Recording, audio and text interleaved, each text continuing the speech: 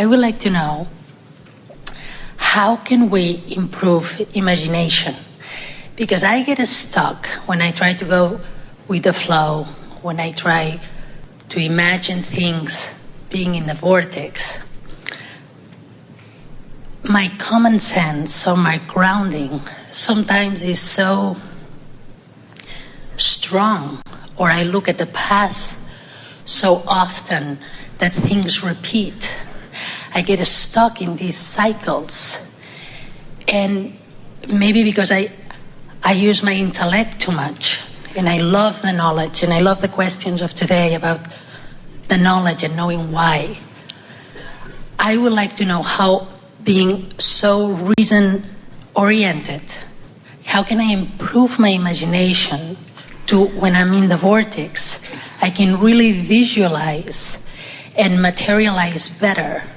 Well, when you're in the vortex, you don't have to improve your imagination because the vortex will reveal more to you. In fact, that's what true power and mastery is making your way to the vortex and then in that vibrational attitude of then experiencing the revelation of the broader perspective. You see, you've been sifting through the contrast and you've built not something that is imaginary, but something that is real, that will begin to show itself to you. Oh, we're about to have a really wonderful conversation here, so prepare yourselves. We're going to new places with this. There are so many things we want to give to you all at once, so we're just going to slow down here and build a little bit of a basis for it. First, we want to say to you that we really enjoyed your words about the images that you've been focused upon, and we could feel, even though you didn't use the word, momentum in that. In other words, you get so good at having experiences and recalling the experiences that there is a lot of vivid imagery in memory. And the reason that there is so much vivid imagery in memory is because as you lived it, first of all, there was the thought that preceded it, and then there was the expectation of it, whether you knew it or not, and then there was the manifestation of it, and then there was the observation of it, and so all of that was the creating of a basis of imagery. So what you've lived, or what you remember, that's really vivid imagery, even though it's not happening right now. Would you agree? Imagery meaning imagination. You're using imagery. You're not seeing it. You're not observing it. It's imagery because it has a vibrational basis that is practiced. This is a good conversation, isn't it? So now let's add to this conversation the word specific, because you lived it and you've talked about it and you've remembered it. There's a lot of specifics that are going on there, so that makes the momentum of that vibration even stronger.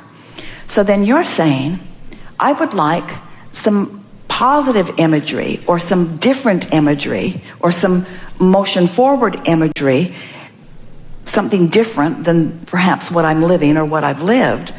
And we say, and isn't it logical that you can't make that jump, because the specifics of this is so strong that when you attempt to pick up the stick and go to this end of it, instead you go to the end of it that is the most active. And then it feels to you like you're struggling to find the imagery. Then you said something really interesting about, if I go to the vortex, how will I improve my imagery? And we want to say to you that the work is just to go to the vortex. The work isn't to find the specifics so that you can get to the vortex. The work is to diminish the specifics that are keeping you out of the vortex. The vortex will take you in, and then the specifics will ensue. Now it comes back to what we were talking about earlier. You take those specifics and you make them more general. So let's do that. Let's take some of the specifics that you were talking about, speak them specifically, and we'll make them more general and show you what we mean. Like, for the last 10 years, I've been in jobs that I've been not too happy. All right, did you hear the specifics of that? 10 years, jobs, not happy. Painted a pretty specific picture, didn't it? Give us more specific. Not happy because? Because boredom, lack of fulfillment, just not blah. utilizing the best of myself. Exactly. Not really getting to dig in. Now, we're evoking the specific from you just to sort of make a point. So then you can't all of a sudden start imagining a more rewarding, more fulfilling job, because that vibration is so active, it sort of holds you in an arena that sort of doesn't let you stray too far from it. Exactly. So now, let's stay negative because we can't help it.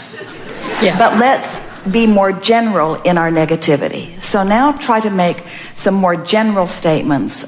Instead of 10 years, you could say, for a while, or it's been my experience. Well, I don't know. This is why I think I need the imagination, because it's just I'm stuck there. But you see, what we want to help you to do is slow the vividness and the specificness, probably not a word, of that, slow it down by making it more general. So, for example, rather than saying, for the last 10 years, I've sort of been stuck in these jobs that are really not rewarding, and they don't really understand who I am, and nobody's really offering me enough to really get the best from me. And then because I'm not happy, I'm not giving my best, and then I'm sort of all balled up in all of that. And when I wake up in the morning, I really don't want it. Now, we're deliberately staying specifically negative to make a point. So that gets you nowhere, and you can't get specifically positive from there. So then you just get generally negative. I'm not having a good time at work. That's more general. Don't really want to go. Sure wish I could find something that felt better. I'd like to feel good at work. Now, the word boredom was good because it's sort of general. You weren't talking about specifically what you're bored with, but the word boredom is an emotional word. Usually when you use an emotional word, you've gone more general. I'm sort of bored at work. I don't feel very fulfilled. It's more general. It's less specific. Can you feel it? Yeah. Now, let's stay there negatively and general for a little while. It's just not very fun. It's got to be something better for me. I don't really know where to find it.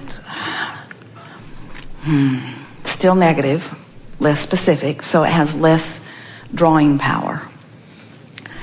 Be nice if I could find something that was better suited to me. I know that it must be out there. It has to be. Now you might vacillate back and forth. It must be out there, don't know how to find it. But it must be out there, don't know how to find it. But still, it's general. Everybody is not in their perfect job. There are a lot of people that are doing less than what they really want to do. I think we all have potential for more. There's always more there for me. It's not necessary that I find it right now, immediately, but it would be nice. Yeah. I'm looking forward to it. I like spending such a big part of my life doing something that feels more satisfying. I do believe that it has to be there, and that eventually I'll find it. And I certainly do not feel that like I'm out of time. I have the patience to allow it to come.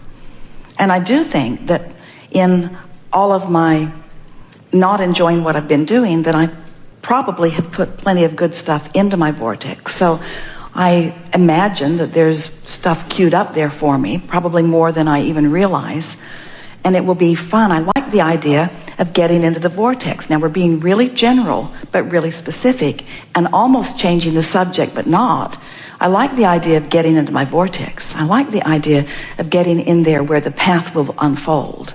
I like believing that it's out there for me. I like believing that the universe has it lined up. I like believing that the cooperative components have already been aligned. And I like believing that all I have to do is sync up with that. And I like this feeling of feeling lighter about it. I'm looking forward to getting on that trail. And I like the feeling that as the trail starts revealing itself to me, that I'll know it. And it's going to be fun. This journey toward this improved employment is going to be really fun. And I'm not sure I'll ever find the perfect work. I think I'll just always be on my way to the improvement, on my way to the improvement. And there's something nice about always being on my way to the improvement that sort of diffuses the not perfection of where I stand, But I don't ever really want to be in a place of perfection because it's always going to be improving. So where I am is pretty much all right. This is just a never-ending, always unfolding journey of getting more and more of who I am and what I want. And I have to believe that in the middle of this job that is unrewarding, I put all kinds of stuff in my vortex that is more rewarding, which makes all of this part of the important process. And so actually I'm coming to realize that right here and right now, I love where I am. I really love where I am because it's the basis of what's coming. And who can start a journey without having a starting place? And isn't a starting place all right no matter where it is? And so I'm not even sure why I was not liking where I am. I'm not sure what's wrong with where I am. I think it's pretty much okay with where I am. Now, not a whole lot of imagination in that, because there wasn't a whole lot of working and focusing and affirming. It was just a sort of diffusing and allowing of your natural resources to take you. And it all is perfectly logical, isn't it? Did you feel it move? They felt it move because as we were speaking to you, you felt the true resonance of what you know. You see, talking about you're looking through the eyes of Source and seeing the ant on the sidewalk, hearing through the eyes of Source, knowing through the knowledge of Source, that's what being in the vortex is. It gives you clear view.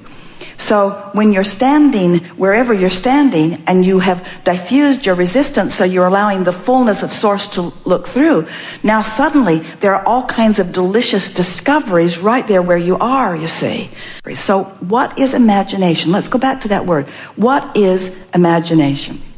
We talked about the word faith earlier. We would like to put a whole new spin on the idea of imagination by reminding you that you are way, way more than you know in any moment. We talked about that already, the oneness, the wholeness.